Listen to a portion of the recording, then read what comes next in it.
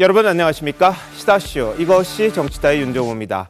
검찰이 돈봉투 사건과 관련해 녹취 파일 외에도 돈 전달 과정 등이 상세하게 기록된 이른바 이정근 노트를 확보한 걸로 알려졌습니다. A4 용지 5쪽 분량이라고는 합니다만 사실 여부에 대해서는 좀 논란이 있을 수도 있습니다. 근데 이 녹취 파일에 이어서 노트 때문에 이른바 데스노트라고 불리기도 하는데요. 또다시 거센 후폭풍이 예고되고 있습니다.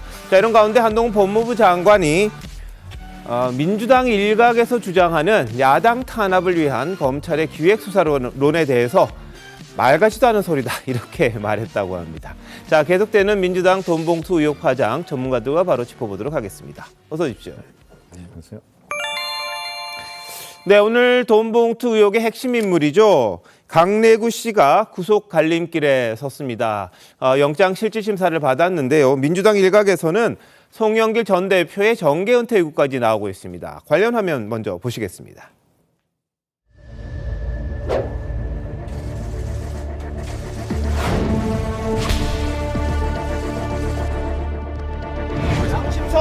자백하고 송영길 전 대표도 돈봉투 전달하신 거 알고 있으실까요? 누구 지시 받아서 마련하신 거예요? 녹취로 공개됐는데 할 말 없으실까요?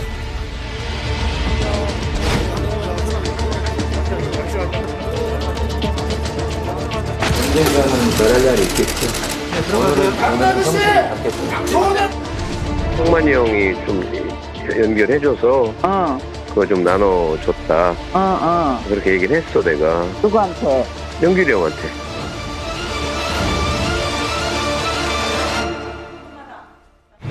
송영길 전 당대표가 즉각 귀국해서 실체를 밝혀야 한다는 데 의견을 모았습니다.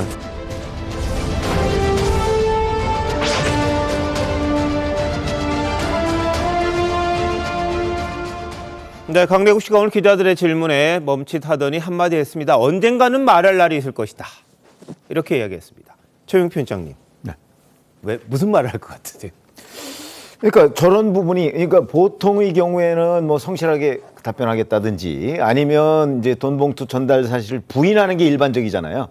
그런데 이거는 이제 녹음 파일이 있으니까 아마 그 부인할 수는 없었던 것으로 보이고 언젠가는 말할 날이 있겠다라고 하는 건 송영길 전 대표가 알았느냐 몰랐느냐는 기자들의 질문에 대한 답변이거든요. 네.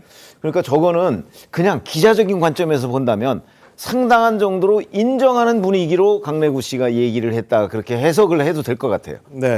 그러니까 송영길 전 대표는 몰랐다든지 예. 이런 얘기를 안 하잖아요, 지금. 네. 기자들이 그런 질문을 했는데, 그렇다면 자 이제 송영길 전 대표와 뭐 강래구 감사가 예. 뭐 이 사건이 터진 이후에 통화를 했는지 여부는 지금 밝혀진 건 없지만 네. 적어도 강래구 감사가 딱 부러지게 이걸 부인하지 않는 점은 예. 우리가 눈여겨볼 만한 대목이다 이렇게 생각합니다. 알겠습니다. 자, 증거인멸, 회유 정황이 파악이 돼서요. 구속영장을 청구하게 됐다는 게 검찰의 입장인데요. 강 씨, 지금 최병표 편장 말씀하신 것처럼 압수수색할 때 검찰 연락 피했고요. 이 사건 피의자와 접촉했던 그런 사실이 드러나기도 했었습니다. 자, 서정욱 변호사님, 어떻게 될 것 같으세요? 요즘은 이제 그 수사 판례나 네. 그걸 보면 세 가지를 불문하고 이제 구속 수사가 원칙입니다. 돈은요. 첫째는 이제 그 선거 종류를 불문합니다. 이 말은 이제 뭐 공직 선거든 조합의 선거든 협회 선거든 어떤 선거든 당내 선거든 어떤 에게 선거를 종류를 불문하고, 그다음에 두 번째는 액수를 불문합니다. 예를 들어 이제 1인당 10만 원을 주든 100만 원을 주든 액수를 이게 불문하고, 그다음에 세 번째 마지막으로 지고하를 불문합니다. 이 말은 이제 돈을 뿌리라고 지시를 했든 아니면 실무자에게 돈을 뿌렸든 어떤 경우든 이 세 가지 원칙에 따라 저는 구속 수사가 원칙이다.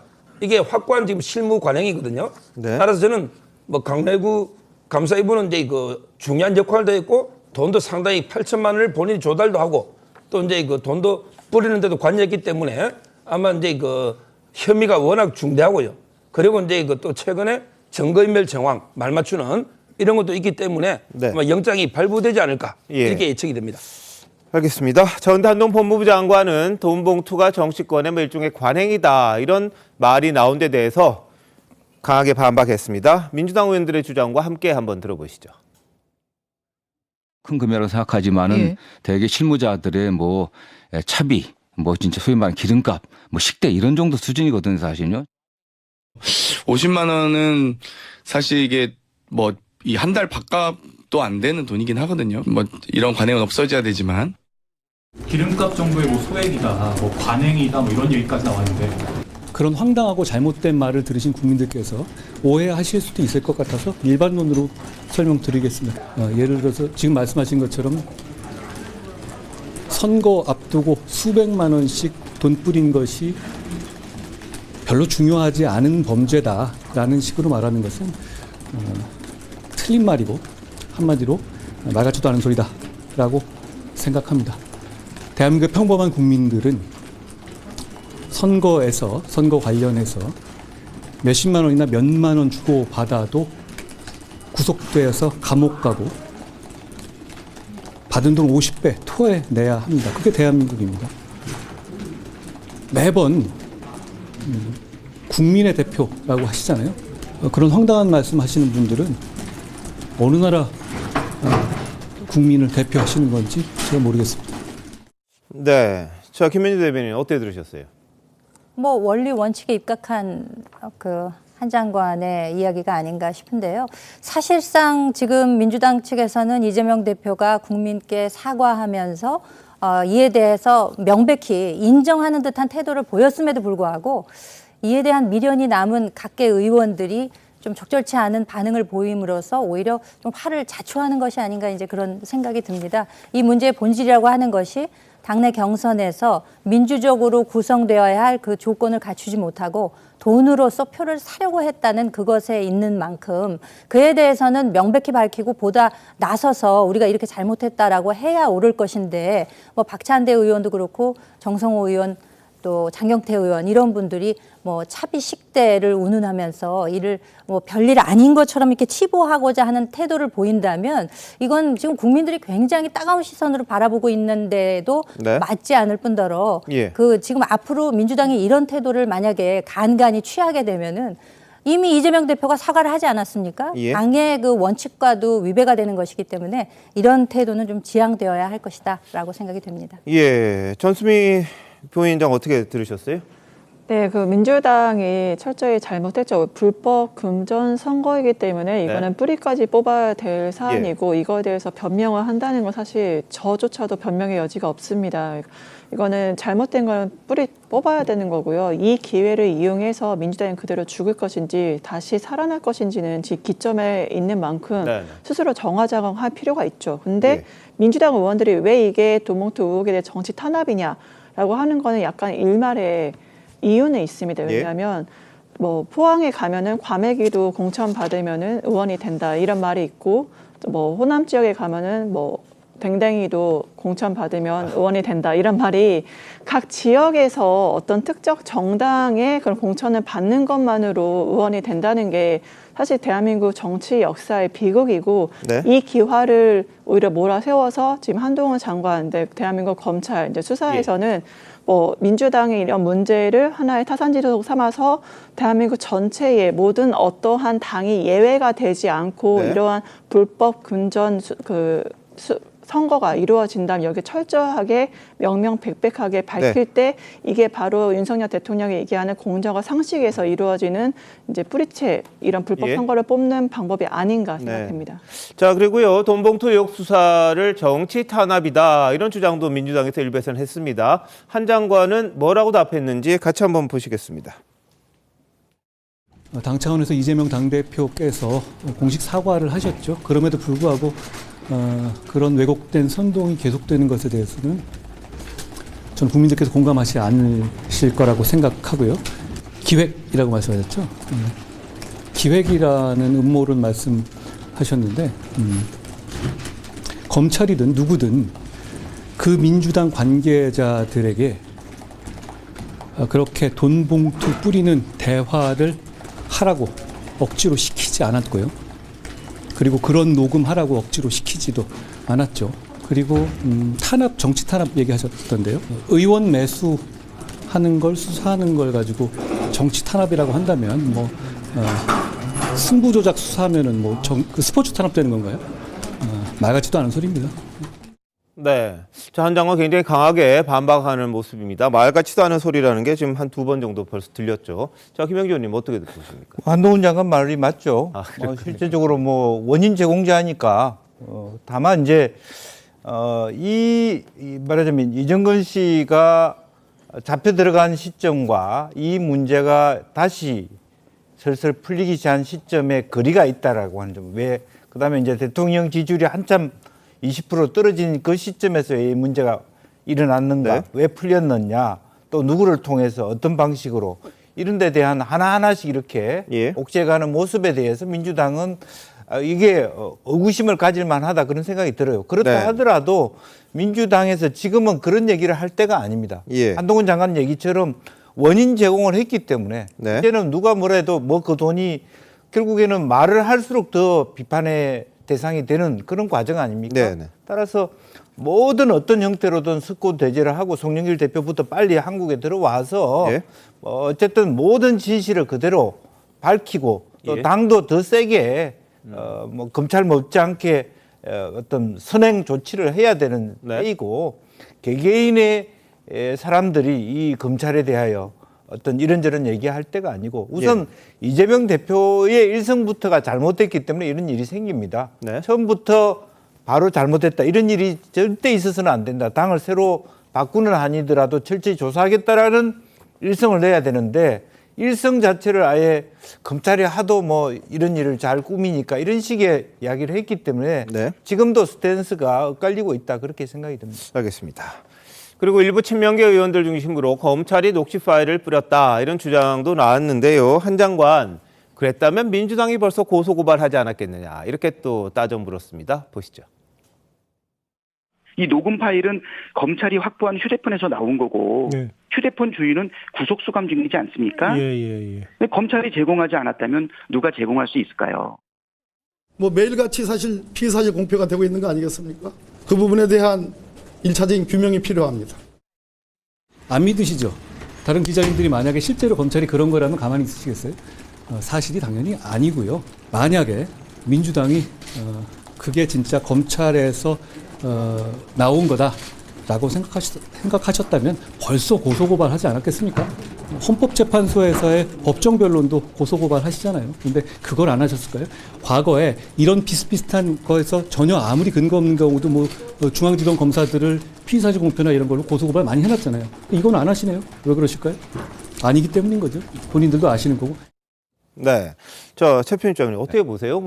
근데 이 녹음 파일을 지금 하나씩 보도하는 데가 JTBC잖아요. JTBC인데 그럼 JTBC는 알고 있을 거 아니에요? 그걸 어디서 얻었는지. 그렇죠. 그렇죠? 예. 그건 이제 취재원입니다. 이야기했어요. 취재원. 예. 본인들은 이미 이 사건 터지기 전에 갖고 있다가 네. 이정은 씨가 이 사실을 인정하는 순간부터 녹취를 풀기 시작했다 그랬습니다. 그쪽 이야기예요. 근데 뭐 그것도 이제 우리가 뭐 기자 생활 오래 해봤지만 취재원을 이렇게 노출을 안 하잖아요. 여간에서 그렇긴 하죠. 법정에 네. 가도 뭐 취재원을 보호하는 게 기자들의 그 약간 뭐 윤리처럼 돼 있기 때문에 뭐 JTBC 측의 주장을 저희가 다 믿을 수도 없는 거고 다만 누가 가지고 있을까요? 검찰이 가지고 있는 건 틀림없어요. 네네. 그다음에 우리가 또 하나 생각해 볼 수 있는 거는 이정근 전 부총장의 남편이 얼마 전에 보니까 USB를 검찰에 다시 제출을 했더라고요. 그러니까 아마 이정근 전 부총장의 남편이 저 뭐 복사본이나 뭘 가지고 있을 가능성이 저는 있다고 봐요. 네. 그다음에 또 하나는 이정근 전 부총장의 변호인이 혹시 가지고 있을 가능성도 있다고 봐요. 이렇게 되면 지금 민주당으로서는 자꾸 검찰 얘기를 하지만 실질적으로 저도 뭐 과거에 검찰 취재를 해봤습니다만은 검찰에서 무슨 이게 이런 식으로 흘렸다면 이건 불법이거든요. 그렇죠.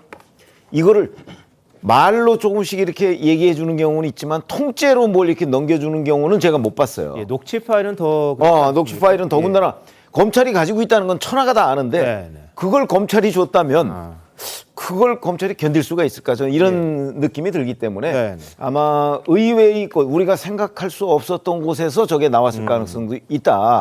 그런 점 때문에 지금 민주당이 섣불리 검찰에 대해서 저렇게 정치 공세는 하지만 구체적으로 고소고발 같은 거는 못하는 것 아닌가? 저는 그렇게 해석하고 있습니다. 자, 서 변호사는 어떻게 보십니까? 지금 이제 그 녹취 파일이나 증거를 볼 수 있는 사람이 4팀이 있어요. 첫째는 이제 검찰에서 당연히 가지고 있고요. 그다음에 법원에 내면 법원 직원 네. 또는 이제 재판부도 볼 수 있고, 그다음에 그 변호사가 복상하니까 변호사도 볼 수 있고, 네. 그다음에 당사자가 볼 수 있는 예. 이렇게 네 군데서 놓을 수 있는데 네. 문제는요. 검찰은요.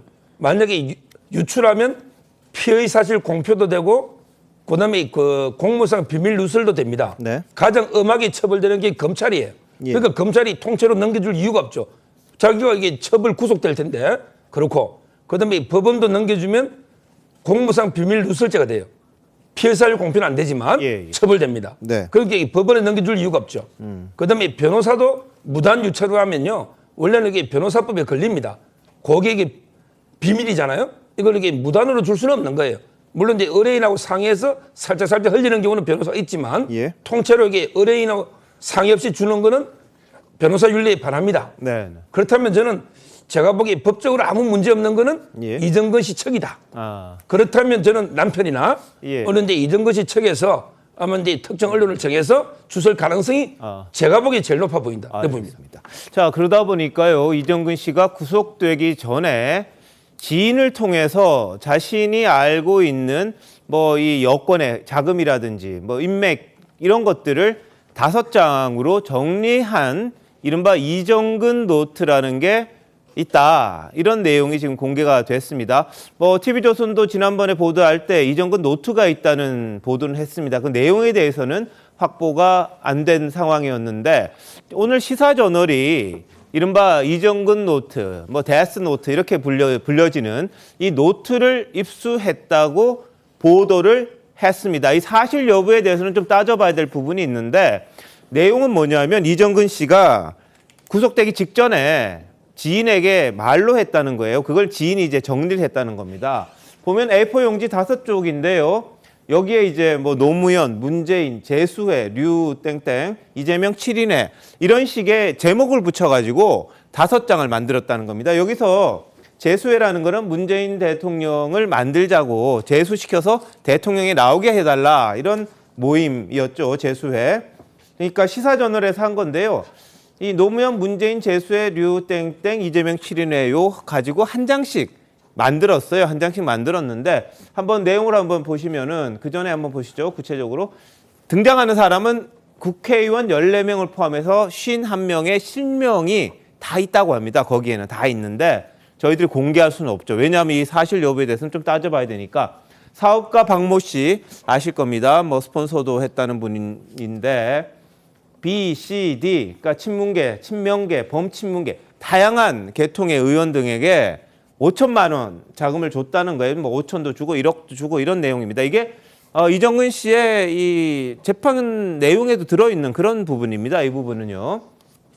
그러니까 친문 핵심 이 씨의 자금책은 허땡땡 태양광이다. 그리고 무슨 쇼핑도 있다. 뭐 이렇게 지금 이야기는 적혀 있다고 합니다. 이 5장의 이정근 노트에는요. 자, 구체적으로 한 장씩 한번 보실까요?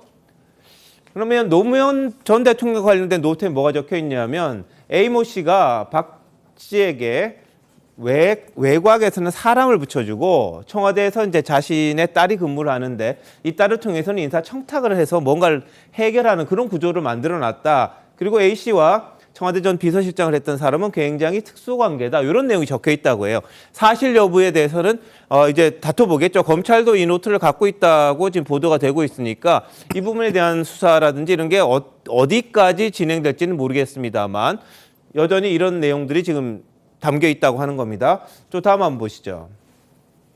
문재인 전 대통령 관련된 노트라는 부분에는요.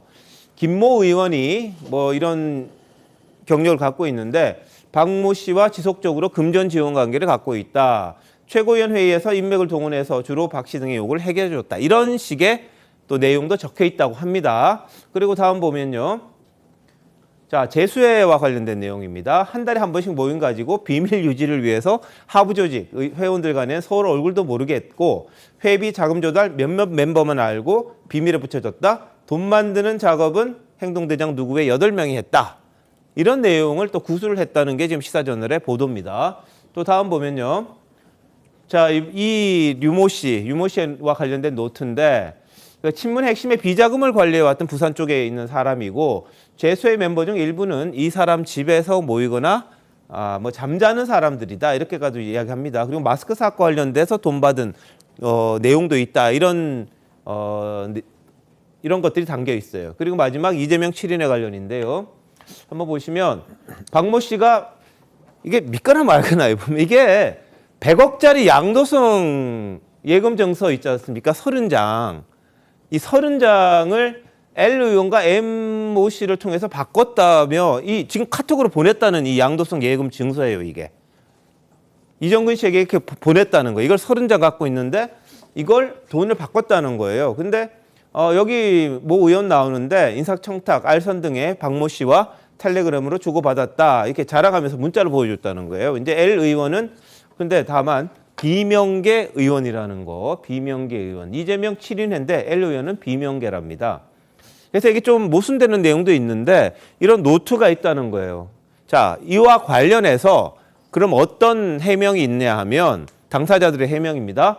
자, 류모 씨는 말도 안 된다. 사실무근이다. 이 전 부총장이 어떻게 이런 뭐 재수에 관련된 거, 자금 관련 알 수가 있느냐.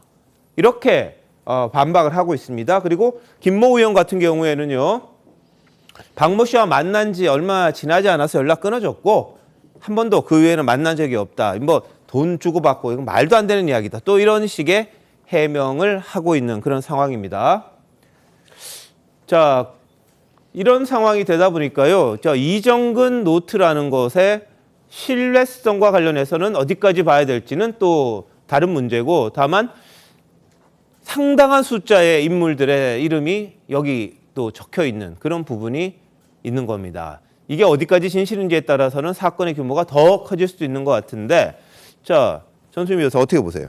결국에 이 이정근 노트에 대한 거는 세 가지 재판에서 네. 증거 능력을 인정받으려면 세 가지가 예. 필요합니다. 첫 번째는 잘 아시다시피 이게 이정근 전 사무부총장 직접 만든 기입한 노트가 아니거든요. 그러면 이 기입한 사람이 어떠한 그런 정황 상태에서 이거를 기입하기 경위, 당사자의 기입한 노트를 만든 사람의 경위에 대한 확인이 필요하고 두 번째는 이정근 사무부총장 본인이 이 내용이 실제 본인이 뭐 얘기를 했다든지 시켰다든지 메모를 하게 한 내용이 맞는지 당사자의 내용 확인도 필요하고 마지막으로는 지금까지 우리가 같이 봤던 이 노트에 적혀있는 각 영역별로 당사자들의 이 노트의 내용과 자기 자신들의 그런 내용이 맞다라는 그런 확인 절차가 있을 때 재판에서 증거 능력이 인정됩니다. 이거를 이제 전문 증거라고 하는데 타인의 말을 들어서 이제 기록을 한 걸 전문 증거고 네. 이러한 전문 증거가 증거 능력이 있기 위해서는 이러한 절차들이 필요한 것이죠. 그리고 무엇보다 이제 지금 보시면 녹음 파일, 녹취록, 그다음에 이정근 노트 이 세 개가 지금 핵심인데 네. 결국에는 아까도 이제 한동훈 장관도 얘기했지만 검찰에 이게 유출이 된 거냐, 뭐 아니면 이정근 측이 유출을 한 거냐 그것도 분명히 핵심 사안일 것 같고 그래서 결국에는 저는 이게 단순히 이렇게 네. 언론 보도 아직 사실관계가 확인되지 않은 상태에서 이렇게 계속적인 언론 보도는 좀 죄형 법정주의가 아니라 죄형 보도주의로 갈 수 있다는 점에서 좀 자제할 필요가 있다고 봅니다. 알겠습니다. 뭐 대형 사건이 터지면 언론들이 다 하나하나씩 추적하다 보면 또 이런 내용들이 계속해서 나오는 건 어떻게 보면은 굉장히 뭐 관례적인 것들이 있습니다. 그 사실관계에 조금 어긋날 수는 있겠지만 국민들의 알 권리 때문에 일부 정도는 그 또 이게 인용이 되는 용인이 되는 그런 상황도 있는 그런 부분도 있습니다. 근데 아까 서정욱 변호사 말했듯이 이정근 씨 쪽에서 이 녹취 파일 같은 게 나왔지 않겠느냐 그런 이야기를 한 부분이 있지 않습니까? 그 배경이 당에서 자기를 안 도와준다. 약간 좀 불만스러워했다는 그런 이야기들도 나왔거든요. 그리고 그 굉장히 불안해했다. 구속되기 직전에 엄청나게 불안해했고 어찌할 바를 몰라서 그런데 민주당이 안 도와주니까 본인이 뭔가 좀 갖고 있다가 이걸 어디 제공한다든지 자신의 그 나중에 뭐 버팀목이라 그래야 될까요? 뭔가요? 바람막이처럼 이걸 했던 게 아니냐 이런 이야기들도 일부에서 나오고 있습니다. 변호인은 그렇다고 해서 검찰이 협조한 건 아니다. 이런 이야기는 했어요. 당이 안 도와줬다는 건 인정을 했던 부분이 있는데 어떻게 보십니까? 저 우선 이게 이제 구속 직전에 썼다는 거 아니에요? 예, 예. 구속 직전에 썼기 때문에 이 정서적으로 보면 굉장히 안정된 상태에서 쓴 거는 아닌 걸로 보여요. 예. 만약에 이 문건이 사실이라고 하더라도. 네. 그렇게 되면 이거를 이제 결국 민주당에 대한 압박용으로 지금 정리하도록 했다는 건데 그런 점에서는 이제 우리가 신뢰도를 100% 주기가 어렵다. 녹음 파일과는 좀 다르다. 네. 그런 점이고요. 또 하나는 이 시사저널에서도 밝히고 있는데 예. 검찰이 확보했다는 이정근 노트 예. 그거와 시사저널이 보도한 저 A4 용지 5장짜리가 네. 같은 거냐? 이 부분에 대해서 시사저널은 같은 것일 수도 있고 아닐 수도 있다. 그건 본인들이 확인을 못했다고 하고 있거든요. 예. 그렇기 때문에 이 5장이 검찰이 확보한 이정근 노트와 동일한 거냐 아니냐는 부분에 우리가 이제 일단 물음표를 좀 쳐놔야 되고. 예. 그다음에 또 하나는 이제 내용의 문제예요. 사실은 이제 뭐 정치 후기자를 뭐 수십 년을 했더라도 네. 이런 그 정치 자금의 루트 이런 부분에 관해서는 굉장히 어려워요. 그렇죠. 알기가 어려워요. 네. 그런데 다만 이런 거는 있어요. 그 이정근 전 부총장은 기자는 아니잖아요. 예. 그 내부자거든요. 네. 내부자이기 때문에 어느 정도나 접근이 좀 가능하지 않았을까? 우리가 이런 관측은 해볼 수는 있어요. 그러나 과연 이정근 전 부총장이 노무현 전 대통령 때부터 이재명 지금 현 대표 때까지의 이런 정치자금 루트에 대해서 저 정도로 접근할 수 있었을까 하는 예. 의문은 들어요. 알겠습니다. 다만 이제 이런 것들이 그럼 다 사실이다. 시사저널 보도가. 그럴 때는 또 어마어마한 이제 그 뉴스가 되는 거죠. 알겠습니다. 아까 양도성 예금 증서 CD 이야기를 했는데 100억짜리 30장, 30장. 그럼 이게 3천억이거든요. 이 3천억을 현금화했다 이런 내용도 들어있어서 이게 어디까지 정말 믿을 만하냐. 근데 그 기사를 보면 시사저널 기사를 보면 박 씨 같은 경우에 이 전 부총장에게 CD 현금화 부탁한 건 또 사실이다 이런 인터뷰 내용이 나옵니다. 다만 정치권과 상관없고 사업할 때 현금 대신 받은 거다 이런 이야기는 또 덧붙였습니다. 자 어떻게 봐야 될까요? 저는 이제 저 이정근 노트 있잖아요. 네. 상당히 그 사실 개연성이 아주 높다. 네. 이렇게 봅니다. 왜냐하면 이게 내용이 워낙 구체적이에요. 내용이. 예. 근데 굳이 구속 직전에 소설을 써야 될 이유가 전혀 없잖아요. 네. 아주 이제 구체적이면서 이번 사건을 보면요. 3명이 핸드폰이 자동 녹음이 됩니다. 예. 3명이. 바로 이제 그 이정근 씨한테 10억 이상 로비 자금을 준 박모 씨. 이분도 이게 자동 녹음을 해요. 네. 그 다음에 이 사건을 처음 폭로한 박모 씨의 수행비서 정모 씨. 예. 이분도 이게 자동 녹음이 돼요. 예. 그 다음에 이정근 씨도 자동 녹음이 됩니다. 네. 이거 엄청난 증거 분량이 나와 있고요. 이미 그 노트에 기재된 거는 과거에 여러 차례에 이미 문제가 됐던 거죠. 예. 여러 군데 그 녹음 3분의 녹음을 다 이게 파일을 틀어보면 여러 개 나올 거 아닙니까? 네. 그러면 이게 부산에 박모 씨가 이정근 부총장 한 대만 10억 이상 로비를 했겠습니까? 예. 당연히 다른 데 로비도 했다고 봐야죠. 네네. 이분이 과거에 로비로 처벌받은 예가 있다. 이렇게 저는 보이고요. 네. 그다음에 이정근 씨가 억울한 거는 그러면 이게 10억 이상 받은 걸 내가 다 먹었느냐. 예. 그게 아니라는 거죠. 자기도 이게 로비에 썼는데 네. 당이 자기를 버린다. 이렇게 지금 생각하고 있잖아요. 그래서 저는 네. 아마 폭로를 쓴 거 없고요. 예. CD에 대해서도 말씀드리면 예. 이분이 부산에 그 박모 씨 있잖아요. 네. 이분이 과거에 그 2008년에 우병우 그때 조사받을 때 대출받은 걸 보면요. 네. 대출받은 게 제일 사업한다고 예. 제일 상호저축은행이 430억. 그다음에 사는 자산 운용에 650억. 예. 그다음에 교직원 공제에 550억을 부당한번 대출받았다. 이거만 해도 이게 1,500억입니다. 예. 사업 규모가. 네. 이러다 보면 이게 CD 충분히 저는 사업 규모에서 네. 30장 놓을 수 있지. 저걸 이게 위조 CD 30장 가지고 예. 굳이 저렇게 할 이유가 없잖아요. 알겠습니다. 저는 상당히 그 근거 있어 보입니다. 네. 지금 이 이정근 씨가 10억을 수수한 혐의가 있지 않습니까? 예. 근데 그 사업가 박모 씨로부터 이제 그 자금을 받았다는 것인데 네. 다른 지금 뭐 양도성 예금 증서, CD 같은 거 뭐 100억 규모가 워낙 크다 보니까 이 자료의 신빙성 여부에 관해서 정말 의심이 가는 것은 사실입니다만 예. 다만 한 가지 이제 노웅래 의원 건이 네. 사실상 이 이정근 씨의 녹취록을 밝히다가 이제 거기에서 파생이 돼가지고 작년에 11월 네. 16일에 압수수색을 나가면서 이제 이 사건이 비화가 된 것 아니겠습니까? 근데 이 노웅래 의원에 관한 내용도 그 노트에 나오는데 네. 그 내용만은 어느 정도 신빙성이 부여가 되는 것이 예. 지금 이정근 씨가 구속된 게 작년 2022년 9월 30일에 구속이 됐단 말입니다. 네. 그런데 실제로 노웅래 의원에 대한 압수수색은 작년 11월 16일에 있었어요. 그러니까 그 이후인데 예. 이게 작성된 것은 그 전에 미리 작성이 됐다는 것이죠. 그렇죠. 네. 근데 노웅래 의원에 관한 내용에 관해서는 박모 씨로부터 5천만 원을 수수를 했다가 기사를 시켜서 네. 그것을 다시 급히 돌려주는 이런 내용들이 나오기 때문에 예. 그 전개된 그러니까 사건이 이루어진 내용과 그것을 또 구술을 해서 적어놓은 노트의 시점 이런 네. 것들을 비교해 보면 최소한 노웅래 의원에 관해서는 어느 정도 신빙성이 있는 것이 아닌가 그런 추측도 가능하다고 생각이 됩니다. 알겠습니다. 지금 뭐 이정근 노트라는 게 시사저널을 통해서 보도가 됐습니다만 그 진위성 그리고 그 내용의 실제성에 대해서는 또 다른 검증이 필요합니다. 검찰에서도 비슷한 내용은 갖고 있다고 시사저널이 보도를 한 그런 상황인데요. 어느 정도까지 이정근 씨가 실제 자신이 아는 걸 적었는지 한번 확인해 봐야 될 그런 시점이기도 합니다. 자, 한편 이 돈봉투 의혹과 관련해서 관련자들의 입장들이 하나씩 또 나오고 있고 뭐 사실 무근이라는 분도 있고 어떤 분은 또 뭐 닭달 때문에 어쩔 수 없었다 이런 말을 했다는 내용들도 하나씩 보도가 되고 있습니다. 자, 이성만 민주당 의원 일부 자금 조달했다는 의혹이 제기됐었죠. 자, 앞서 관계된 관련 녹취 한번 보시겠습니다. 돈 내가 내일 주면 안 돼? 내일 오전 10시에 갈 테니까. 이성만이 10시에 만나자대. 왜? 나 비용 준다고?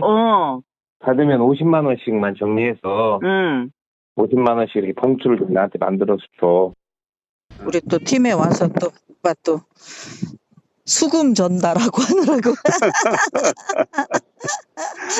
아니 그거 아는 사람이 그런 거나 서포트나 해야지.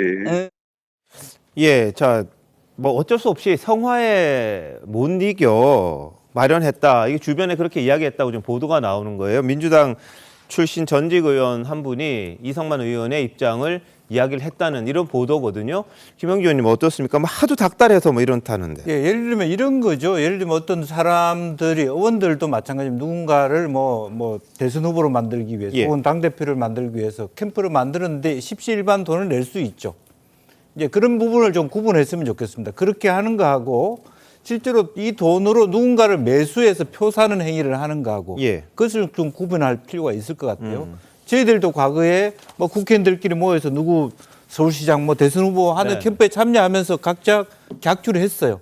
그 자체가 문제가 되는 건 아니거든. 운영을 해야 되니까. 다만 지금은 그 돈을 가지고 표를 사기 위해서 누구한테 돈 봉투를 전했다라는 문제가 되기 때문에 아마 이 말을 그대로 들으면 이승만 의원은 좀 마음고생을 많이 심하게 하는. 그러니까 실제적으로 이 사람이 자기 돈을 가지고 누군가 매표 행위에서 돈을 직접 돌렸다면 상당히 문제가 심각한 건데 그렇지 않고 캠프를 위해서 예를 들면 단순하게 돈을 좀 도와달라. 쫄쫄 굶고 있다. 그런 차원에서 돈을 냈다면 그건 또 다른 문제라고 저는 보여집니다. 알겠습니다. 자, 스폰서를 지칭됐던 인물도 나왔습니다. 사업가 김모 씨인데요. 이정근 전 사무부총장이 밥값이 필요하니까 캠프에 좀 도와달라 이렇게 구체적 요구를 받은 걸로 전해졌습니다. 앞서 녹취록에서도요. 강내구 씨가 밥값 없다 그래라 현찰로 받아라 이런 식으로 코치하는 대목이 있는데 한번 보시죠. 필요하면은 누구한테 요구를 해? 저기한테? 한테? 아니 사람이 그 사람밖에 없잖아요. 뭐 다른 스폰이 있어요? 월요일 날 오면 밥값이 없다. 현찰로 좀 마련해줘라. 얘기해 놓으십시오. 얼마? 그러면은 1,000만 원 이렇게 얘기해야 돼. 그러면 얘는 100만 원을 생각하고 있다. 1,000만 원을 두드려 맞기 때문에 500을 갖고 옵니다. 아시겠죠? 진짜 완전 엑기스 전수해주네요.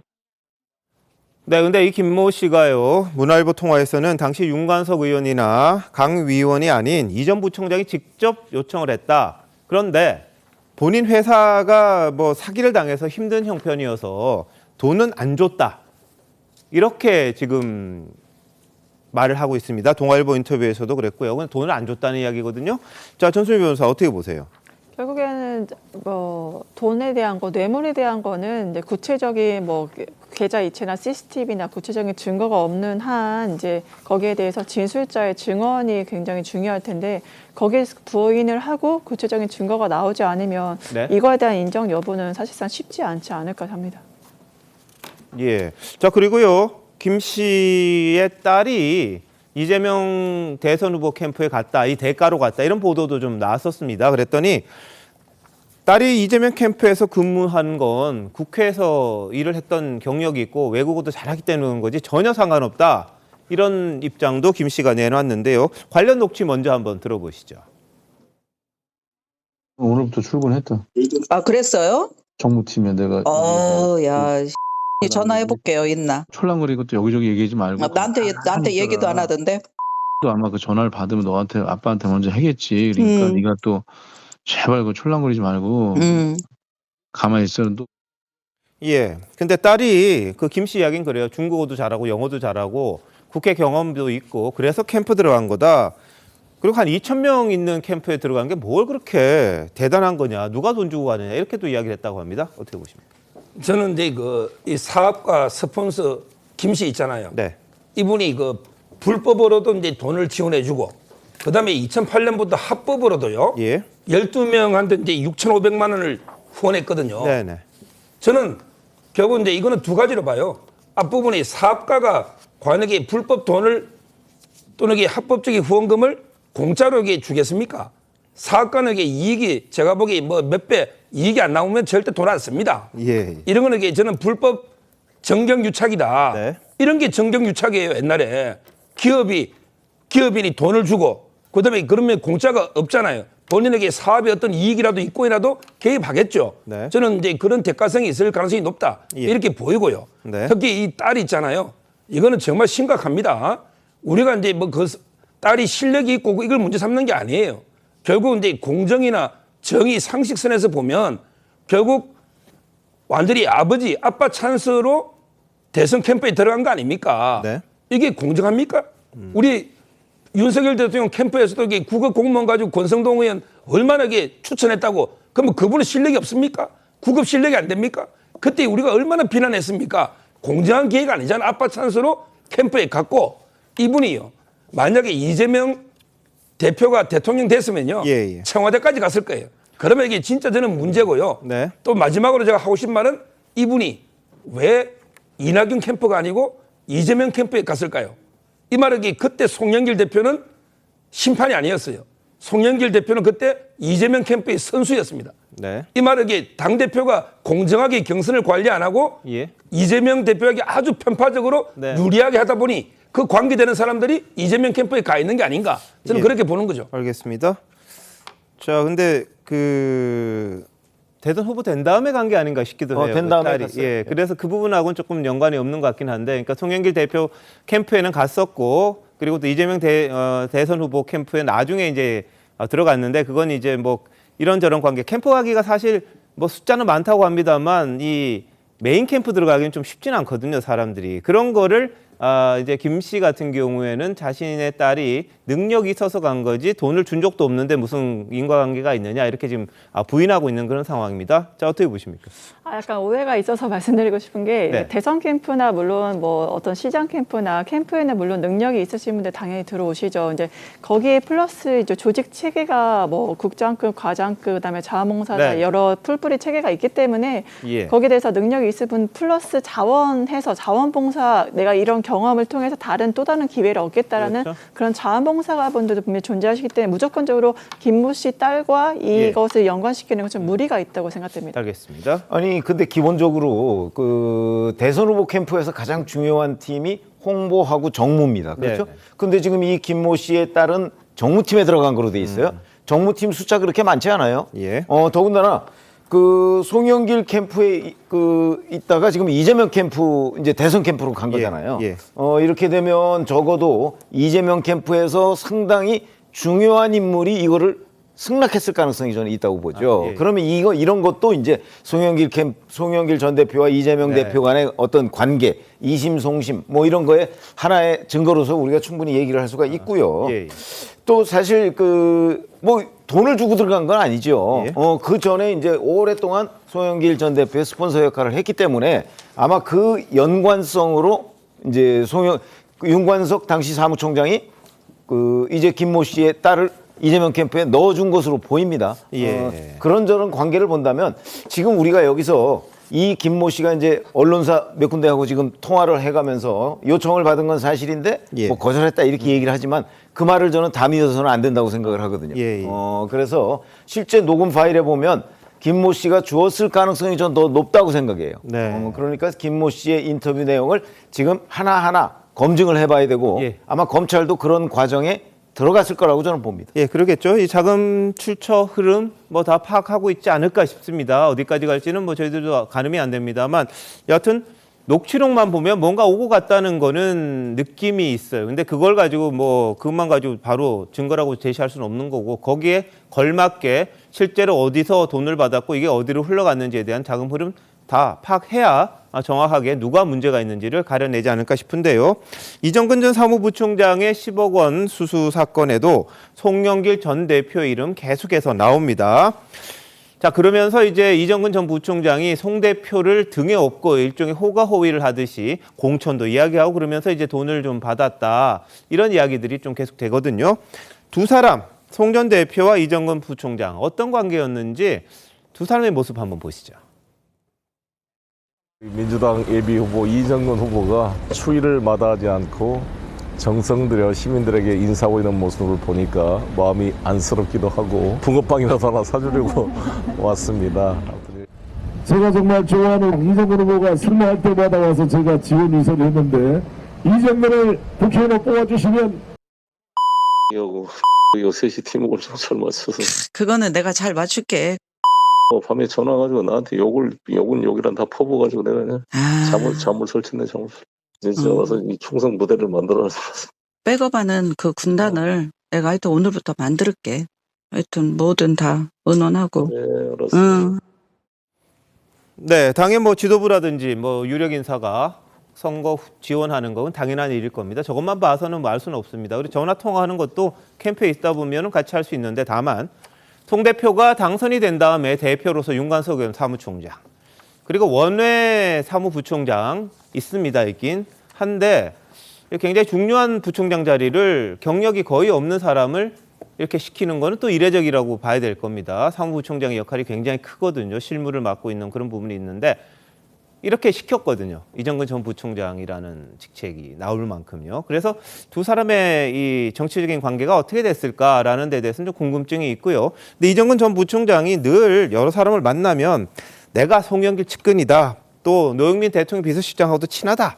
이런 식으로 이야기를 하면서 돈을 이렇게 많이 받았다는 겁니다. 그 액수가 거의 10억에 가까워서 이번에 1심에서 실형을 받은 것 아니겠습니까? 4년 6개월을 받았죠. 그리고 뭐 명품도 받고요. 가방도 받고 뭐 그랬다는 것 다 드러났던 이야기입니다. 그러다 보니까 이 두 사람, 그러니까 이정근 전 부총장이 무조건 뭐 그냥 배경이라고 이야기했을 수도 있습니다만 그래도 믿는 구석이 있으니까 여러 명들이 좀 도와주지 않았겠냐 이렇게도 이야기할 수 있거든요. 김영준은 어떻습니까? 사실은 이제 그 송영길 그 전 대표하고 이정근 사무부총장 관계는 상당히 친밀한 관계였던 건 사실이었던 것 같습니다. 예. 그러나 선거 과정에서 상당히 이정근 대표나 강내구 그 감사로부터 많은 지원을 받았지만 실제로 이정근 대표를 사무부총장에 임명하는 데까지는 그렇게 순탄하지는 않았다고도 들었습니다. 예. 고민을 많이 했다. 왜냐하면 아까 말씀하신 대로 그와 관련된 부총장 정도의 캐리어가 부족했기 때문에 그런 부분에 있어서 이정근 부총장이 좀 강하게 왜 내한테 자리 안 주느냐고 요구했다라고 하는 부분이라서 아마 그런 지점도 송영길 대표 마음속으로 약간 끌적지근한 이제 그런 장면도 없잖아 있었다고 보이지고 다만 지금 화면에 보이듯이 카메라에 있고 선거운동 할 때는 정말 우리가 그렇지 않습니까? 전혀 오늘 처음 본 사람도 저렇게 친하게 얘기할 수 있는 부분이라서 속내가 어떨지 모르고 또 하나는 이정근 사무부총장이 송영길 대표를 생각했을 때 상당히 오랜 기간 동안 본인은 송영길을 팔고 다녔지만 마음으로는 좀 그 송영길 대표가 자기한테 대한 신임이라든지 지원이 부족했다고 느꼈을 수도 있었겠다 그런 생각을 갖게 됩니다. 저는 근데 그 처음에 그 이정근 씨한테 돈 준 그 박모 씨 있잖아요. 사과요. 이분이 옛날에도 로비를 많이 했어요. 이분이 이정근 씨 보고 돈을 주겠습니까? 이정근 씨가 그게 무슨 힘이 있어요? 원래 그냥 아무것도 아니에요. 제가 보기에 그냥 송영길 대표나 노영민 실장이나 또 다른 장관 이런 게 이름을 보고 로비를 했고요. 중요한 거는 로비를 이게 한 번에 다 10억을 주지 않잖아요. 그러면 조금씩 줄 때는 앞에 게 이루어지니까 뒤에 또 줍니다. 예를 들어 청탁을 했는데 그게 되더란 말이죠. 그리고 다음에 또 이게 돈을 2, 3억 더 줄 수 있는 거고 되니까 주는 거 아닙니까? 저는 실제 그 로비가 성공한 것도 많거든요.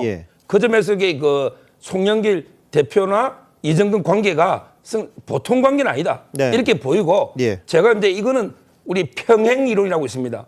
뭐냐면 이제 그 뭐 케네디와 링컨이 같은 공통점이 있듯이 이건 제가 보기에 이정근 씨는 유동규 씨하고 저는 평행이론이다 봐요. 네네. 왜냐하면 이게 유동규 씨도 이재명 대표의 측근으로서 돈도 조달하고 관리하고 했는데 근데 갑자기 이재명 대표가 나 측근 아니야. 이렇게 꼬리 자르니까 지금 폭로전을 펴고 있죠.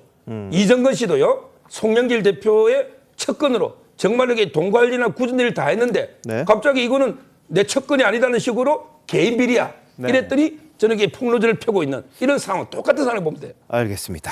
자, 근데 송영길 전 대표를 향해서는 민주당에서 정말 뭐라 그럴까요? 성토의 목소리가 좀 계속 이어지고 있습니다. 의원들 총의를 모아서 빨리 귀국해라 이렇게 입장을 정하기도 했고요. 또 안규백 의원 같은 경우에는 가서 데려오자 이런 말도 했다고 합니다. 보시죠.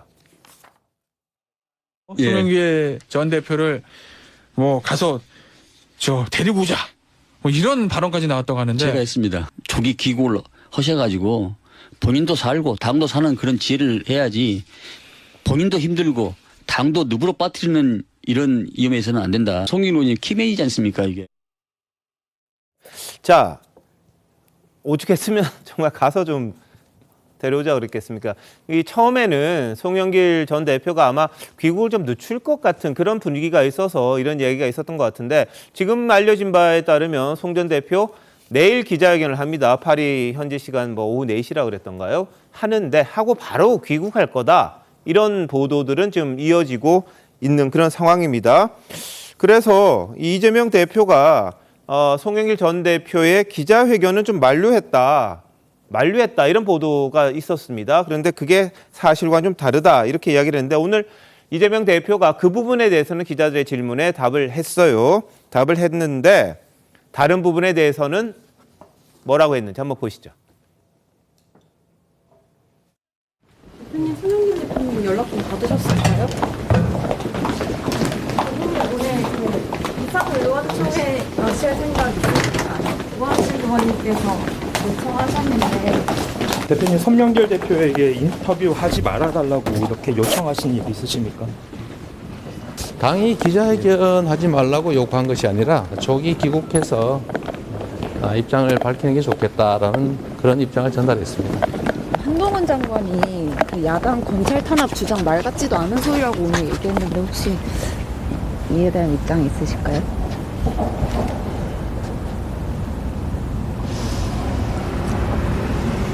자, 고맙습니다. 예, 자 이재명 대표는 기자회견을 하지 마라고 한 건 아니다 이렇게 해명을 했고요. 다만 빨리 좀 도왔으면 좋겠다 이야기는 한 것 같아요. 근데 송 전 대표 일단 오는 걸로 지금 보도는 되고 있는 그런 상황입니다. 자, 이 송 전 대표와 관련돼서 김영주 의원님 어떻습니까? 당내에서는? 아무래도 이제 지금 발등에 불이 있고 우리가 앞으로 다루겠습니다만은 여론조사상으로도 이미 상당히 수도권부터 중도층에서도 당의 지지가 출렁거리고 있는 상황이고요. 또 한가하게 저렇게 여유 있게 배낭 메고 학교 수업 들어가는 모습들이 그대로 계속 나온다는 것이 당에도 부담스러울 수밖에 없고 또 기자회견을 한다는 것 자체가 안 들어온다는 시그널로 보일 수 있기 때문에 그 사이에 상당히 많은 압박을 받았던 게 사실인 것 같아요. 그래서 기본적으로는 송영길 대표는 그러한 수많은 요구에 따라서 입장을 좀 수정한 거 아니냐. 기자회견을 하되 바로 귀국할 수 있는 그런 조치가 될 것 같고요. 실제로 보면은 곧이어 내년에 전투를 치러야 될 총선을 해야 될 의원들 입장에서는 우선 이불을 빨리 끄야 된다는 의미에서 송영길 대표가 빨리 와서 스스로 탈당을 하든 아니면 당이 출당을 시키든 입장 정리를 해주기를 바라는 입장 아닌가 그렇게 보여집니다. 알겠습니다. 자, 국민의힘의 지금 서울 지지율이 민주당과 상당히 차이가 난다고 합니다. 민주당이 지난주 대비 8%포인트가 폭락을 했다고 합니다. 26%. 국민의힘은 3%포인트가 올라서 35%.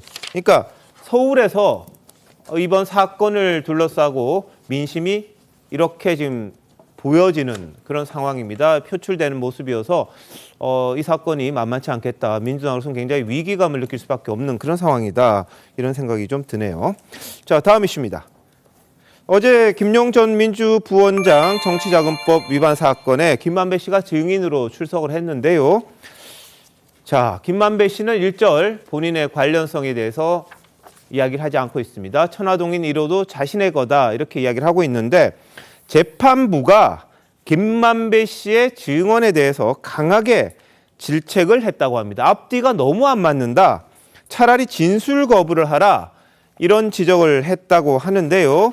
그동안 유동규 전 본부장은 김만배 씨와 김용, 정진상 이렇게 네 사람이 의형제를 맺었다고 주장해 오지 않았습니까? 그런데 이것도 일절 아니다. 부정을 했습니다. 자, 관련해서 한동훈 법무부 장관의 목소리와 같이 한번 들어보시겠습니다. 정진상과 김용, 유동규 그리고 김만배는 의형제를 맺고 대장동 개발사업자의 사업자 선정을 약속했습니다. 그런 사기적 내통의 결과 대장동에서 김만배 일당은 천문학적 수익을 실제로 챙겼습니다. 그러니까 의형제 맺은 시점이 네. 대장동 공모 시점보다 몇 개월 빠르잖아요. 자, 뭐 짜려면은 그 전부터 짜야 되는 거지. 그 막상 공고 나가고 난 다음에 짜가지고 뭐 하겠습니까? 아무 의미가 없잖아요. 그런 것들 준비를 미리 하게 하는 거지. 공모 닥쳐가지고 이제 들어오세요 한다 그러면 어떤 혜택이 있겠습니까? 그래서 저는 뭐 김만배 씨하고 직접 이야기했던 당사자였고 이제 그런 상황이고 최소한 2021년 3월 이후부터는 정진상과 김만배가 소통을 했기 때문에 본인들이 아마 그 부분은 잘 알 거라고 저는 생각합니다. 네, 그런데 김만배 씨는 어제 재판에서 내 나이가 50이 가까운데 의형제 맺는 게 쉽냐 이렇게 부인을 했다고 합니다. 그런데 검찰이 내건 주장도 좀 재밌어요. 김용 전 부원장 휴대전화에 9,200개가 저장이 돼 있는데 연락처가 그중에 형이라고 저장된 건 김만배 씨를 포함해서 단 3명에 불과하다. 이런 점을 또 지적을 했다고 합니다. 검찰에서 이런 것도 다 보는 모양이네요. 그렇죠. 그러니까 2014년 6월이면은 이재명 당시 성남시장이 재선에 성공한 직후입니다. 예. 그러니까 아마 그때 2014년 그 성남시장 선거 때 대장동 일당들이 좀 도와줬다는 거 아니에요. 특히 유동규 전 본부장은 당시에 성남도시개발공사에 있다가 그 선거를 돕기 위해서 나갔다가 그 자리를 비워둔 채 나중에 들어와서 다시 그 자리에 취임을 했거든요. 네. 그럴 정도로 굉장히 밀접했다 하는 거고, 그래서 이제 6월 재선된 뒤에 의형제를 맺었다 이렇게 예. 돼서 이 의형제를 맺었다는 게 유동규 전 본부장도 증언을 했고요. 네네. 남욱 변호사도 그 얘기를 들었다 이렇게 증언을 하고 있는데 어제 그걸 전면적으로 부인한 겁니다. 김만배 씨가 자기는 의형제 맺지 않고 정진삭 씨가 좀 원래 좀 딱딱한 사람이라 형이라고 자기한테 불러본 적도 없는 것 같다. 예. 뭐 이런 식으로 얘기를 했는데 네. 어제 전체적으로 김만배 씨는 이 모든 의혹을 다 부인했지만 예. 그 부인하는 과정에서 예를 들어서 이런 것들이 있죠. 뭐 정영학 녹취록에 보면 사실은 5억을 김만배 씨가 유동규 전 본부장한테 줘가면서 이거 걸리면 다 죽어. 이렇게 4명이 다 죽어. 이렇게 얘기를 했거든요. 네네. 자, 그런데 그 4명이 김만배 씨 주장은 예. 자기하고 유동규하고 그다음에 남욱 변호사와 정영학 회계사다 이렇게 주장을 하는 거예요. 네네. 이 대목에서 이제 재판부가 너무 앞뒤가 안 맞는다. 예. 아니 그 직전에 5억을 줬잖아요. 예. 5억을 줬는데 그중에 4억은 남욱과의 관계를 개선하기 위해서 줬다고 해놓고 네. 그러면 그게 들통나면 남욱도 죽는다? 이런 건 앞뒤가 안 맞는다. 이제 재판부가 이렇게 지적을 한 거예요. 예. 그런데 지금까지 검찰이 파악한 그 4명은 네. 김만배, 유동규에다가 정진상, 김용 이렇게 예. 검찰은 설명하고 있거든요. 예. 이제 저는 이걸 볼 때 검찰의 설명이 훨씬 더 정확하게 맞는다. 왜냐하면 정진상이나 김용은 4억이 드러날 경우에 뇌물죄가 되잖아요. 예. 그렇죠. 그렇기 때문에 어제 이런 걸 비롯해서 김만배 씨의 증언에 대해서 재판부가 질책을 했는데 핀잔을 줬는데 예. 뭐 이거 외에도 김만배 씨의 주장이 앞뒤 안 맞는 게 너무나 많았다. 네. 그래서 김만배 씨가 아마 김용 전 부원장을 도와주기 위해서 어제 증인으로 나온 것 같은데 도와주기는커녕 오히려 해를 끼칠 것으로 보인다. 이렇게 생각합니다. 자, 그런데 재판부가 이렇게 이 증인의 답변에 대해서 앞뒤 안 맞는다. 차라리 진술하지 마라. 이렇게 말하는 경우가 좀 있습니까? 아주 이례적이죠. 예. 요즘은 이제 탄핵주의이기 때문에 검사와 예. 변호사가 이게 공방을 하고요. 네. 재판부는 이게 불가피할 때 최소한으로 개입합니다. 네. 정인신문도 재판부는 먼저 이제 검사가 묻고 그다음에 변호사가 묻는 게 주된 거예요. 재판장이 묻는 경우는 거의 없어요. 근데 왜 이렇게 재판부가 질책을 했느냐? 예. 말이 안 돼도 이게 너무 안 되니까 앞뒤 논리가 그래서 이게 질책을 강하게 한 거고요. 지금 이게 가장 핵심은 이 5억도 모든 게 천화동인 1호의 그 428억에서부터 나오는 거예요. 예, 그렇죠. 거기서 이게 5억이 나오면 다 죽잖아. 김용, 정진상 전부 다요. 예. 근데 문제는 김만배 씨가 이게 이 428억은 지금도 내 거다. 이렇게 주장하는 거예요. 네네. 그렇다면 보십시오. 본인이 2호, 3호는 처와 누나 이름으로 본인이 가져갔는데 1호는요. 왜 이한성 씨, 이화영 보좌관 이름으로 해놨냐 말이에요. 그리고 이게 다른 2호부터는 돈을 다 가져가 썼단 말이에요. 근데 1호는 왜 절반을 남겨놨느냐 말이에요. 본인 거면. 앞뒤가 말이 안 맞잖아요. 이 모든 걸 종합해서 재판부가 질타하고 있는 거예요.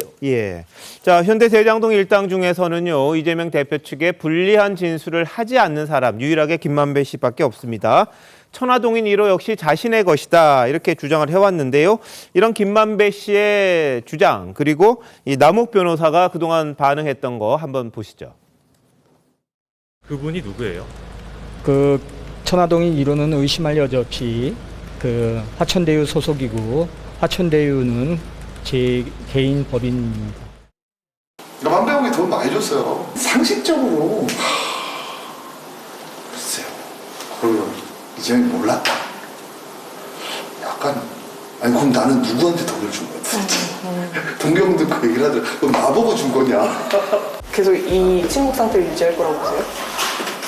이게 입을 열어서 도움이 되는 부분이 있어야 되잖아. 한정이 입을 여는 건 열수록 늘기만 할 텐데 당연히 버티지 않을까라는 개인적인 추측을 해요. 네, 그런데 유 전 본부장은요. 천화동인 1호 지분 실제로는 이 대표라는 말을 못했을 뿐이다. 이런 주장도 한 적이 있습니다. 이어서 한번 보시죠. 정영학 녹취록의 전문을 보면 보통 그 700억에 대한 그 금액에 대해서는 모두 본인의 것으로 다 나오는데 제가 이 부분을 민간들한테 이재명 이름을 팔면서 한다는 건 사실상 그 당시에는 불문율이랄까요? 금기했던 사안이었기 때문에 그렇게 됐고 개인적으로 할 수 있는 내용들이 아닙니다. 네, 자 김만배 씨는 아니라고 하고 다른 사람은 다 이재명 대표라고 그러고 어떻게 보세요? 네, 지금 보시면 알지만 진술이 다릅니다. 그러니까 결국에는 그 이재명 대표가 직접적으로 돈을 받았다는 구체적인 증거는 없는 상태고 관련자들의 진술은 이렇게 다른 상태잖아요. 그러면 재판부에서도 어떻게 판단을 하겠습니까? 첫 번째, 구체적 증거가 없다. 그러면 두 번째, 합리적 의심이 없는 진술이 확보돼야 되는데 김만배, 김용, 유동규 다 이렇게 진술이 좀 다르게 되면은 결국 재판부에서는 이러한 금품, 뇌물수수건에 대해서 재판부 나름대로 합리적 의심 없는 진술을 확보하지 않는 한 이재명 대표에 대해서 이제 무죄를 선고할 수밖에 없지 않나. 결국에 검찰의 과제는 구체적인 증거를 가져오든지 아니면 구체적인 뒤집을 수 없는 진술을 확보하든지 그게 과제인 것 같습니다. 네, 자 천화동인 1호 그중에 428억 약정 과연 누구 거냐 했느냐 안 했느냐 이게 이번 사태의 어떻게 보면 또 핵심적인 부분이기도 한데요. 어떤 결론이 날지는 시간이 좀 걸릴 것 같기도 합니다. 그리고 이 김용 전 부원장 재판에 유동규 전 본부장의 배우자도 등장을 했습니다. 그런데 유 전 본부장이 5억 갖고 온 거 보여줬다 이렇게 이야기를 했었는데 증언을 거부를 했습니다. 왜냐? 남편이 해코지 당할까 봐 좀 불안하다. 오히려 아무 말 안 하는 게 낫겠다 이런 이야기를 했는데요. 다만 증언한 게 있는데 돈이 든 가방, 백팩과 관련해서 말을 했습니다. 이 가방이 누구 거냐 이렇게 묻는 질문에는 유동규 씨가 정민용의 것이다고 말을 했다는 그 사실은 유동규 씨의 배우자가 증언을 했습니다. 자, 김현주 대변인 어떻습니까? 그 돈 받다 그러면은 좀 더 편할 텐데 그냥 이 가방 누구 거다까지만 이야기를 했어요. 이걸 어떻게 봐야 될까요? 그 한 가지 가장 결정적 진술을 함으로써 이제 그것에 따라서 행간의 의미를 아마 재판부에서 읽지 않을까 싶은데 사실상 이 배우자 입장에서는 좀 상당한 트라우마를 겪는 것이 사실인 모양입니다.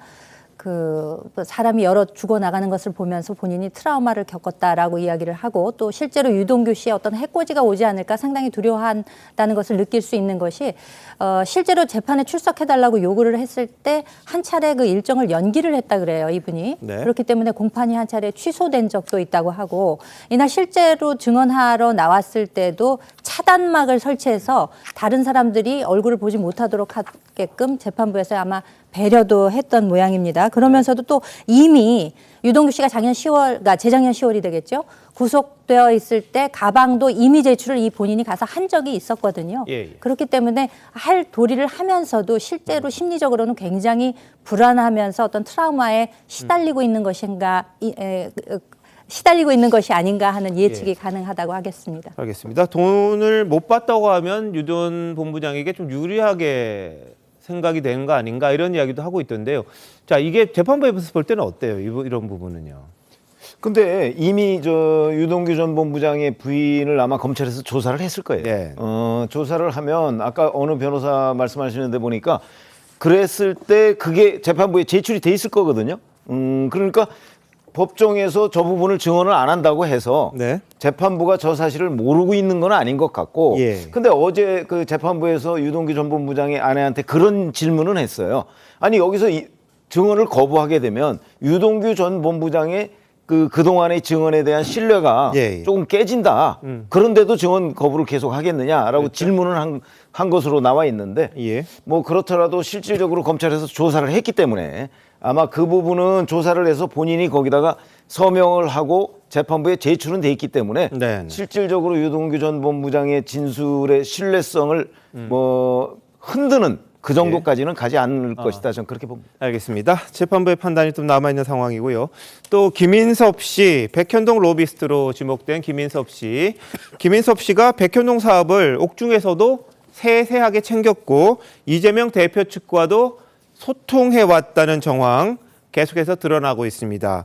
그 편지가 또 공개가 됐는데 이 편지에서는 백현동 사업에서 왜 성남도시개발공사가 배제됐는지 민간업자가 3천억 원대의 개발 이익을 독차지할 수 있었는지 그런 것들도 짐작할 수 있는 내용이 있었다고 하는데요. 유 전 본부장은 성남도공이 배제된 배후로 김인섭 씨를 지목한 적이 있었습니다. 보시죠. 또 이재명한테 확인했더니 뭘로 왔냐고 그러더라고. 정주상한테 했더니 누가 안 해도 된다고 그러더라고. 그 내용을 알고 보니까 요청한 거였더만 김인섭한테. 사업자가 도시공사 있으면 자도 부담스럽다. 김인섭이 도시공사 빼달라고 하면 빼주고 넣어달라고 하면 넣어주고 내용이 너무 황당하잖아요. 예. 그러면서 이 편지에는 백현동 지구단위 계획 수립 언급하면서 지인에게 보낸 옥중 편지입니다. 거기 뭐라고 돼 있냐면 유보는 신경 안 써도 될 정도로 묘책이 있으니 걱정 말라. 여기서 유보는 그 당시에 유동규 본부장이었다는 거고요. 그리고 김인섭 씨가 정진상 전 실장 외 이 대표의 다른 측근과도 백현동 사업을 논의한 내용 들어있는데 뭐냐면 김인섭 씨가 100한테 말했는데 100% 성공시키라고 하네? 이런 내용을 편지에 썼다고 합니다.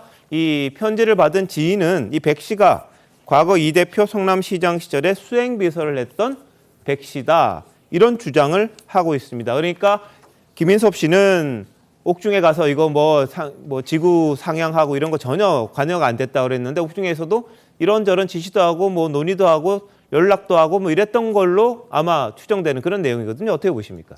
이 사건이 정말 중요한 게요. 이재명 대표의 선거법에 백현동이 국토부의 압박 때문이다. 아니냐? 김인섭 씨의 로비 때문이냐? 그 점에서 이게 아주 중요한 사건입니다. 이재명 대표의 선거법에 직접 연결되기 때문에. 근데 제가 보기에 결국 김인섭 씨 관여됐다는 건 이렇게 결정적인 세 가지 스모킹건이 있는 것 같아요. 네네. 첫째는 이제 구속되기 전에 정진상 씨와 300여 차례 통화. 처음에 115번 했거든요. 300여 차례 통화 내역이 높고요. 그다음에 두 번째 구속되면서도 또 두 번의 특별면회 접견 있잖아요. 정진상하고 김인섭 씨. 그게 높고요. 그다음에 이번에 왜 이재명 대표가 검사 사칭과 관련해서 위적을 해달라. 이렇게 이번에 자백한 분 있잖아요. 이분이 김모 씨가 김인섭 씨하고 동업을 했거든요. 근데 면회를 매일 갔어요. 그게 높고요. 그다음에 결정적으로 세 번째 바로 이게 옥중 편지가 놓은 거죠. 이거는 뭐 제가 보기에 유동규 성남도시개발공사가 원래는 아시아 디벨로퍼의 정보 사장이요. 같이 이게 사업을 했는데 오히려 관이 빠진 거죠. 성남시에서 그때 200억 원 무조건 번다 했거든요. 근데 이걸 빠져가지고 유동규 본부장이 지시를 받고 이게 뺀 거예요. 이게 바로 감사원에서 감사해서 이번에 수사 의뢰된 이런 부분입니다. 따라서 저는 뭐 이걸 보면 김인섭 씨가 4단계 상향이나 또는 이게 도계공을 빠지게 하거나 또는 이게 민간 임대주택을 10%로 줄이는 거나 거의 다 주도적 역할을 했다. 그 점에서 저는 이재명 대표의 재판에도 결정적인 스모킹건이라 봐요. 알겠습니다. 백현동과 관련해서도 이제 뭐 재판이 진행돼야 될 그런 부분이 있는 것 같은데 하여튼 김인섭 씨가 연관됐다는 이런저런 내용들이 나오고 백현동은 100% 민간업자가 개발을 했습니다. 이재명 대표가 대장동처럼 뭐 이렇게 환수한 게 없어요. 그렇기 때문에 이게 인가가 나는 과정, 그리고 이게 4단계나 토지 용도가 상향되는 그 과정에 대한 의문들, 이 재판을 통해서 좀 풀리지 않을까 싶기도 합니다. 자, 이런 가운데 정진상 씨는 법원이 조건부 석방을 허용을 했습니다. 구속 5개월 만인데요. 전자장치, 그러니까 전자발찌라고 그러죠, 보통. 그걸 부착하고 거주지를 제한하고 관련자 접촉 금지하고 증거인멸 않겠다고 서약서 쓰고 출국 금지, 재판 출석하는 그런 조건을 여러 개를 달아서 일단 보석을 허용했다고 합니다. 뭐 사건 다수 관련자가 증거인멸을 시도했다면서 그동안 재판부가 좀 부정적인 의견을 보였는데 일단 구속 만기가 다 돼가는 상황이다 보니까 아마 보석을 허용한 게 아닌가 싶고요. 검찰이 혹시 추가 구속영장을 청구할 가능성도 있다. 이런 관측도 일부에서는 나오고 있습니다. 자, 다음 이슈입니다. 최근 인천에서 전세보증금 사기 사건으로 20, 30대 피해자 3명이 목숨을 잃는 이른바 건축왕, 전세왕, 빌라왕, 이 남모 씨 사건이 있었습니다. 근데 국민의힘과 원희룡 국토부 장관이 남 씨 배후에 민주당의 유력 정치인이 있다. 이런 주장을 해왔거든요. 관련 영상 먼저 보시죠. 이게 뭐 유력 정치인이 개입이 됐다 이런 기자들 질문이 있더라고요. 건축왕이라는 이 남모 씨 범죄자입니다. 사기 가해자인데요. 이 사람이 다른 지역에 가서 투자 사업을 실제로 벌렸습니다. 그 과정에서 고위 정치인들이 청탁과 압력을 가했다라는 제보들이 있기 때문에 특별 수사를 하고 있는 걸로 알고 있고요. 네. 자, 유력 정치인 누구냐? 민주당에서는 아예 밝혀라. 이렇게 주장을 하고 있습니다. 국민의힘에서는 다음 주면은 공개될 것 같다. 이렇게 좀 맞서기도 했는데, 근데 이 이른바 뭐 건축왕, 빌라왕이라는 사람이 강원도 동해 망상 일대에 이 국제 관광도시 개발을 하는데 거기 사업가로 변신을 합니다. 그래서 이게 과연 그럼 어떻게 된 거냐? 근데 일부 보도에는 인천에서 일하는 사람들이 강원도 그쪽으로 가가지고 같이 이 일을 했다. 오히려 그쪽에서 이분을 초청을 해서 이 사업을 시작을 했다. 이런 이야기도 일부에서 나오고 있는 그런 상황인데요. 한번 무슨 일인지 당시 최문순 강원지사하고 이 양해각서를 체결한 적이 있었거든요. 그 부분 한번 보시겠습니다. 자, 인천 건축왕이라고 하는 남모 씨 이야기입니다. 한번 보여드리겠습니다. 자, 인천의 전세 사기꾼입니다. 뭐 왕이라고 표현하기는 적절하지 않은 것 같고요. 사기꾼이죠, 사기꾼. 최문순 씨와 최문순 지사 때 강원도 동해시 개발에 양해각서를 체결합니다. 그런데 2011년 인천에서 아파트 빌라 사업 시작하죠. 보증금을 계속해서 빼돌려서 은행 대출을 반복합니다. 돈을 이렇게 만드는 그런 과정입니다. 그러다가 2017년에 동해시에서 땅을 낙찰을 받습니다. 뭐 178만 제곱미터 54만 평인데 143억 원의 낙찰을 받습니다. 그리고 최문순 강원시사에게 사업비 6,674억 원 규모의 망상 1지구 개발 사업권을 따냅니다.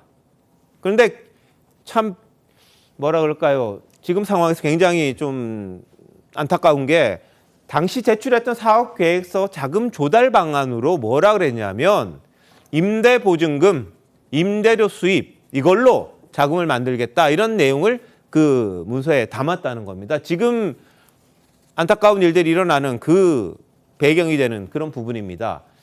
최문순 지사는 이 사람과 전혀 정치적으로 무슨 관계가 있다든지 그런 것 아니다. 정상적인 입찰이었고 거기에 따라서 개발을 추진했던 거지 아무 문제 없다. 이렇게 지금 해명하고 있는 그런 상황인데 전세 사기와 이것과는 연관이 없습니다. 다만 이 사람이 망상 1지구를 개발하는 과정에서 그 자금을 이런 식의 전세 사기를 통해서 마련하겠다고 밝혔다는 게 참 안타깝다. 그런 생각이 좀 들고 있거든요. 어떻게 보십니까, 이건? 아니, 지금 말씀하신 그것도 안타깝지만 문제는 최문순 강원도지사가 아무런 관련이 없다고 저렇게 얘기를 하지만 자, 저 6,700억 정도 되는 저런 정도의 그 자금 조달을 임대료, 임대 수입으로 하겠다는 거를 저는 믿었다는 쪽이 더 황당해요. 그렇지 않습니까? 아, 그런가요? 아니, 뭐 얼마나 어마어마한 임대료와 임대 사업을 하고 있길래 저 자금을 거기서 조달한다는 거를 믿고서 MOU를 체결했다? 이런 부분은 앞으로 수사 과정에서 좀 밝혀야 될 부분이고요. 그다음에 이 인천에서 사업을 하던 사람이 왜 갑자기 강원도 동해에 가서 저 사업을 했을까? 네. 혹시 그 과정에서 예. 우리가 지금 얘기하는 인천 출신의 그 유력 정치인이 예. 최문순 강원도지사한테 뭔가 청탁을 넣은 것 아닌가 예. 하는 의문도 풀어져야 한다 이렇게 생각합니다. 알겠습니다. 근데 뭐 말은 전세 자금하고 이런 거 해서 하겠다고 이야기했는데 그 돈이 글로 갔는지는 알 수는 없어요. 알 수는 없지만 그 당시에 이제 자신이 이런 식의 전세 사기를 통해서 돈을 불려서 이 사업을 하겠다 이런 취지로 이미 계획을 세웠던 게 아닌가 이런 생각이 좀 듭니다. 자, 남 씨가 지난 2월이었습니다. 구속영장 실질심사 출석하던 모습 한번 보시겠습니다. 사장님, 세입자들 보증금 혹시 돌려주셨을까요? 변제 계획 이행하신 건가요? 세입자들에게 하실 말씀 없으실까요? 세입자들 보증금 어떻게 돌려주실 생각이신가요? 변제 계획 있으실까요? 네, 당시에 일절 말도 안 하고 갔습니다. 그런데 강원도에 간 게 과연 어떤 배경이 있어서 간 건지 아니면 뭐 실질적인 사업을 따낼 능력이 있어서 했는 건지 그건 저희들이 아직은 확인이 안 됩니다. 다만 그 작은 계획에 저 부분이 담겨 있어서 이 사람이 이 전세를 계속 부풀리고 자금을 대출받아서 저런 식으로 쓰려고 했겠구나라는 추측은 가능한데, 자, 전수민 변호사 어떻게 보세요, 이 부분은요? 먼저 저는 이제 전세 사기 건에 관해서 말씀드리고 싶은 게 전세 사기 건은 절대 피해자분들 잘못이 아니라고 말씀을 먼저 드리고 싶습니다. 네. 정말 미안해요, 엄마 2만 원만 듣기만 해도 정말 눈물이 가득 차오르지 않습니까? 근데 이러한 뭐 어떤 데 임대 사업을 하시는 분이 어떠한 다른 사업을 하는 것 자체가 문제가 된다고 연결을 시키는 건 지금 단계에서는 약간 문제가 있을 것 같고, 수사나 조사 통해서 문제가 있다면 당연히 명명백백히 밝혀야겠죠. 근데 우리가 지금 집중해야 될 거는 이게 뭐 정치권과 연관이 있느냐, 이것도 물론 중요하겠지만 이번 사안으로 인해서 얼마나 많은 청년들이 어려움이 있고 긴급 구제를 해야 되는지를 재검토하고 국가적으로 야당 여당 다 떠나서 이제 국가적 차원 이슈로서 이거를 해결해야 될 필요가 있다고 봅니다. 자, 한동훈 법무부 장관이 오늘 이 문제와 관련해서 여러 방책을 준비 중이다 이런 이야기를 했습니다. 피해자들 목소리와 함께 보시겠습니다.